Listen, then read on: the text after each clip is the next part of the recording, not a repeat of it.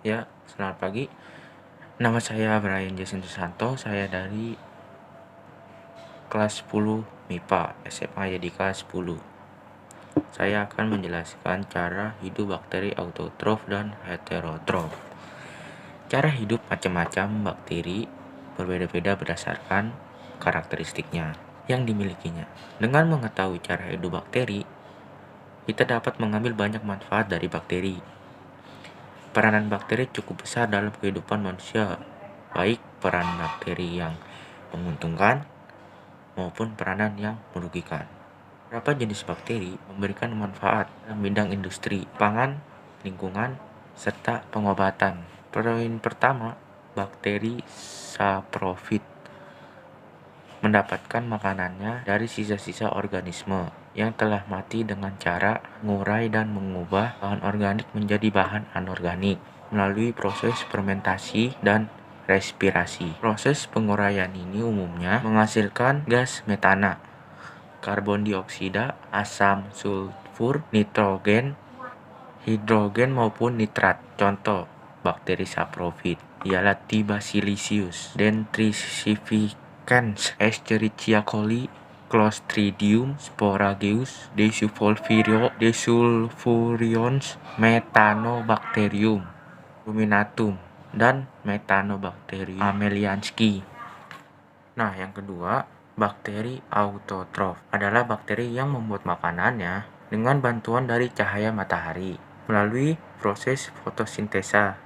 Yang tergolong bakteri autotrof adalah bakteri hijau yang memiliki pigmen hijau yang disebut bakteria klorofil, dan bakterioviridin, dan bakteri ungu yang memiliki pigmen kuning, merah, dan ungu, atau yang disebut dengan bakteri purpurin.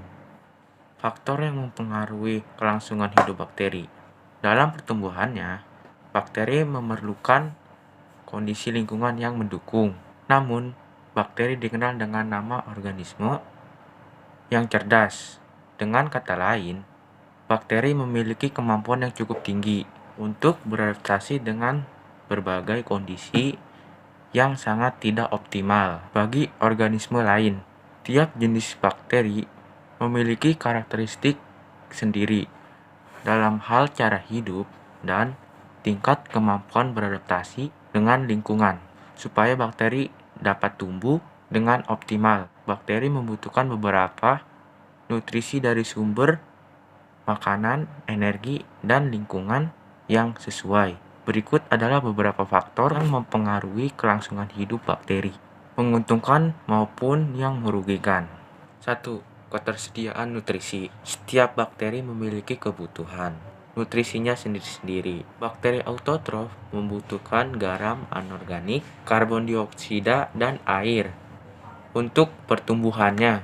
Kelompok jenis bakteri ini mensintesa karbon dioksida menjadi metabolit organik esensial. Sementara bakteri heterotrof membutuhkan karbon organik dari alam, misal glukosa, untuk tumbuhan dengan baik. 2. Ketersediaan oksigen dan karbon dioksida. Oksigen dibutuhkan oleh bakteri aerob untuk respirasi dan reaksi enzimatik, sedangkan pada bakteri aerob obligat dan aerob toleran, proses metabolisme oksigen menyebabkan terjadinya proses fermentasi. Karbon dioksida menjadi sumber karbon utama pada bakteri fotolitotrof dan komolitotrof. 3. Temperatur yang optimal. Tiap jenis membutuhkan temperatur atau suhu yang optimal untuk tumbuh. Setiap bakteri memiliki temperatur optimal di mana mereka akan tumbuh dengan baik dan berkembang dengan cepat.